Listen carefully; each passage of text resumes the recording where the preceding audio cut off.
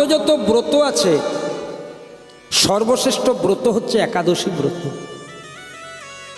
যে সংসারে একাদশী ব্রত হয় তার অন্য কিছু করার প্রয়োজন হয় না। অনেক একাদশী ব্রত 15 দিন পর পর করেন।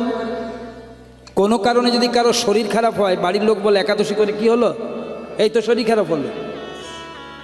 তবে আমি হাত জোড় করে বলবো, ব্রত করুন, উপবাস করুন, মাসে একটা করুন।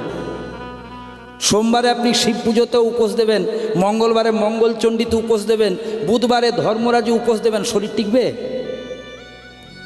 উপবাস মানে খাওয়া দাওয়া বন্ধ করা নয়।